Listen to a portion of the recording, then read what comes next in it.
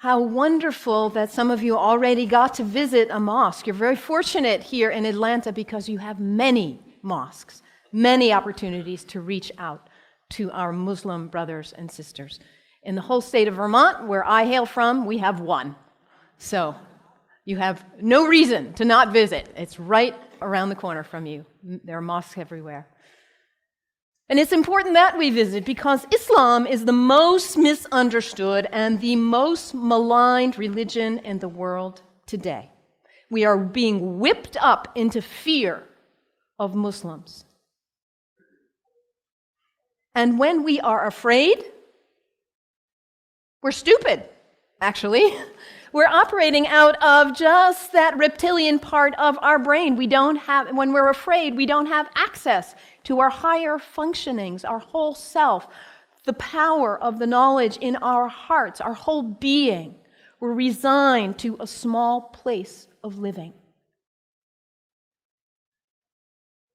Ali, the son-in-law of the Prophet, says, people are afraid of what they don't understand. So my hope today is to share with you a little bit about what I love about Islam in order to invite you to a place of more understanding and less fear.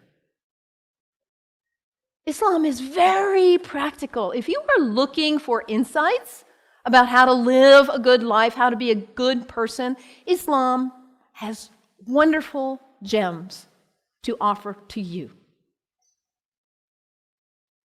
One of the things I love most about Islam is that it invites us to be concerned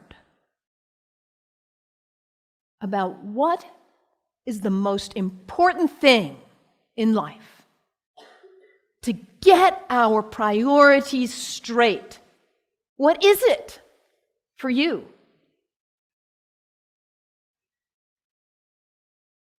Stuff? Money?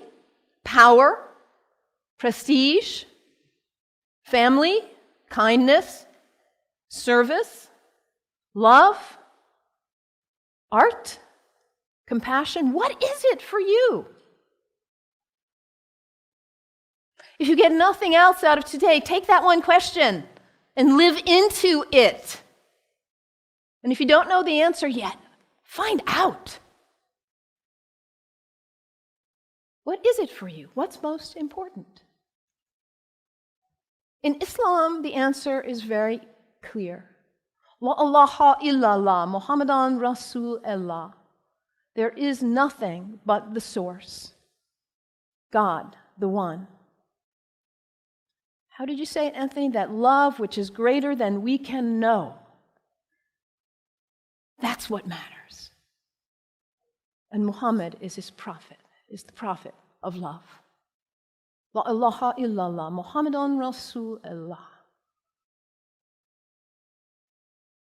And the thing about us humans, when we get that clarity, we know what's important. What do we do with that? We forget. That's who we are. We humans, we are the great forgetters. How many of you made a New Year's resolution back on January 1st? How are you doing with it now? Let's be honest. How were you doing February 1st? January 7th. اطلب من نون ابلكيشن سريع وسهل عليه كل اللي انت عايزه يجيلك بسرعه في اي حته. نون اسرع. We get this high resolve and this clarity, and then we get caught up in all the distractions, all the things pulling our attention here and there, and we forget. That poet, Mary Oliver, says, what is it you plan to do with your one wild and precious life? What is it? In order to not waste our life, we need to regularly hit that reset button, come on back to center, to our heart, to what we know is really why we are here, what we know is really important. Regularly throughout the day, to stop and come back and say, well, let me check in and remember what matters so I don't waste my day or my week or my month or my life And for Muslims, this is prayer, salat. It is the second pillar of Islam. The first pillar, la ilaha illallah, to know what matters. And the second pillar is to hit that reset button in order to regularly come back to center and remember what really matters. And for Muslims, this is not an activity in the head. It's an activity of the whole body. Allah Akbar, Allahu Akbar. Bismillah ar-Rahman ar-Rahim. Alhamdulillah, Rabbil Alameen.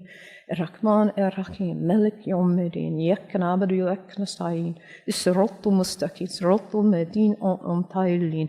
Ghayril maghdubi waladdallin. Amin. Allahu Akbar. Allahu Akbar. Allahu Akbar.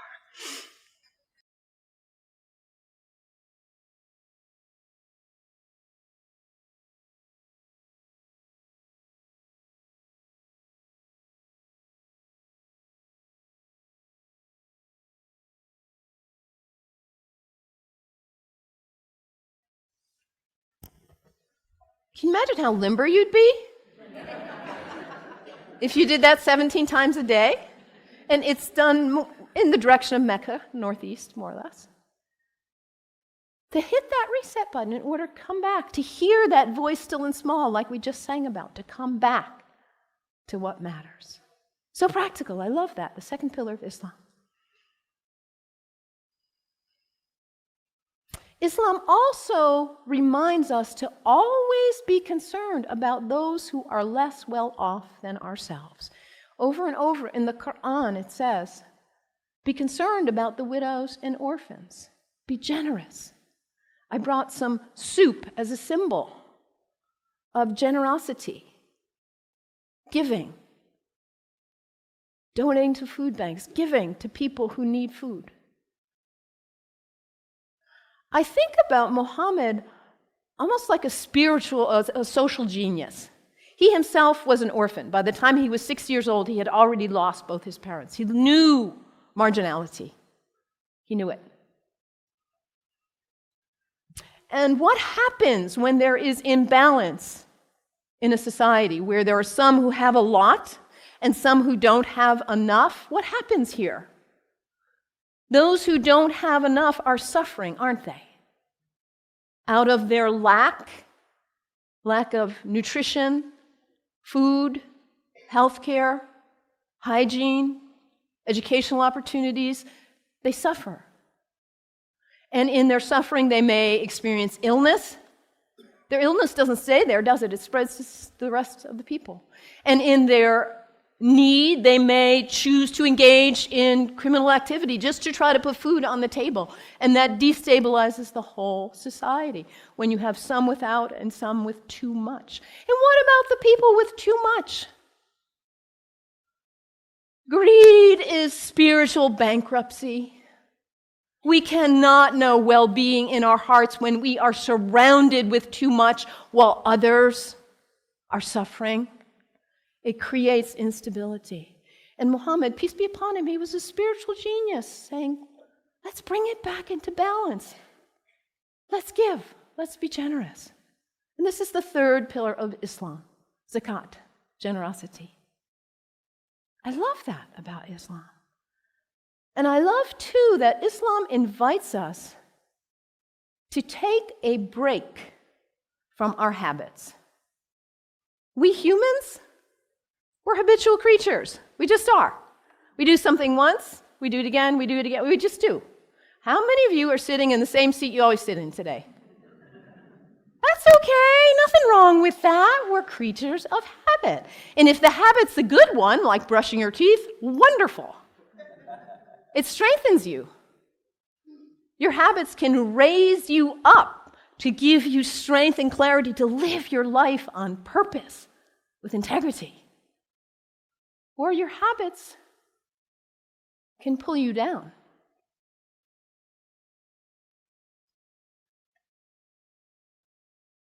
To take a break from your habits, because what happens when you try to take a break from your habit, when you try to stop reaching for whatever it is and you cannot, what is it for you?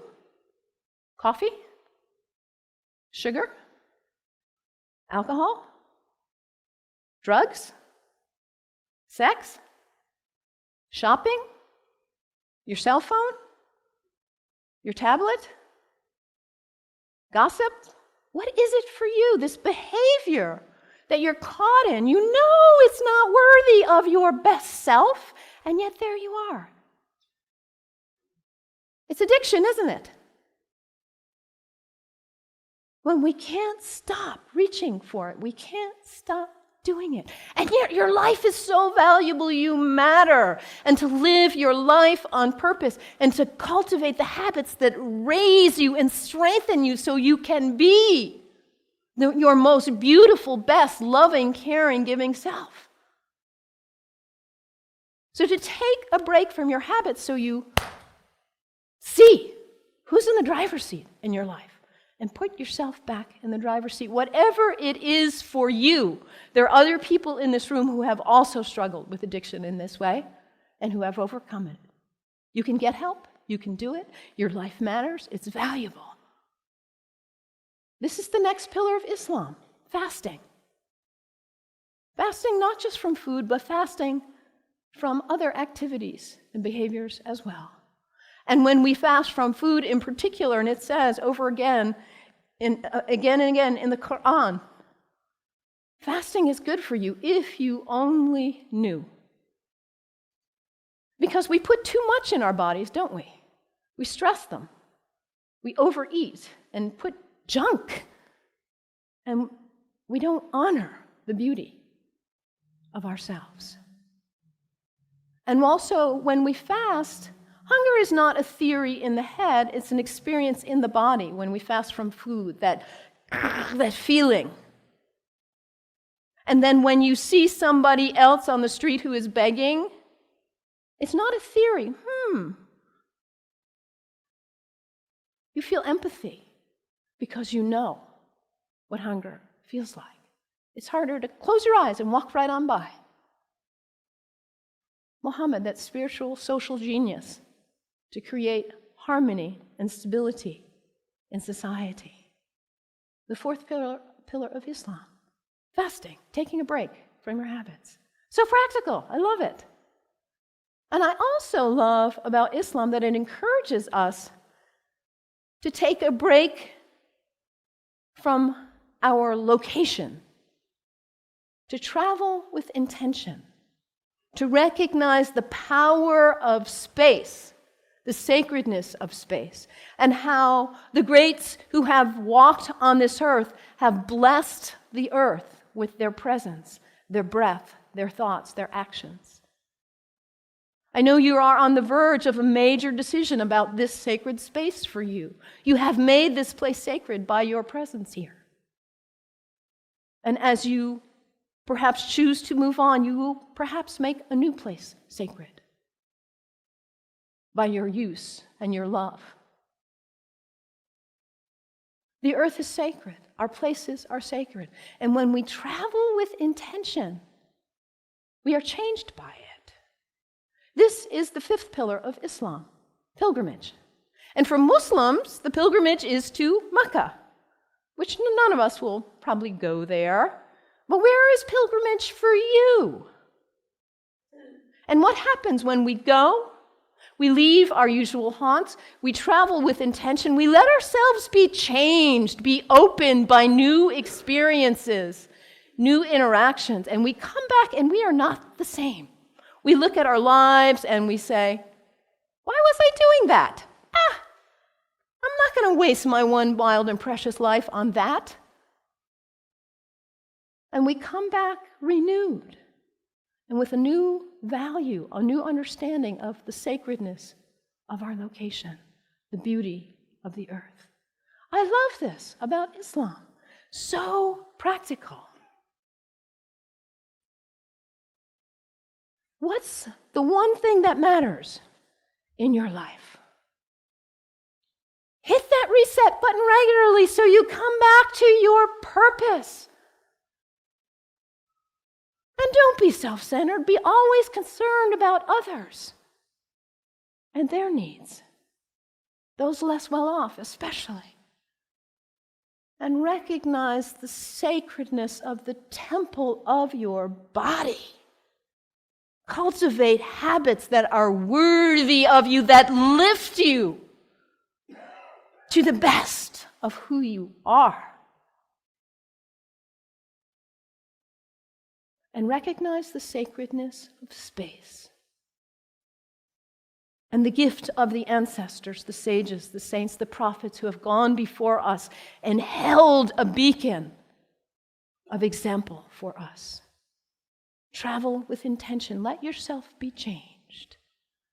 The 5 pillars of Islam. What great practical advice for living your life on purpose. And yet, at the same time as all of what I've told you is true, the beauty of this great tradition, we are being whipped up into fear against Muslims and Islam.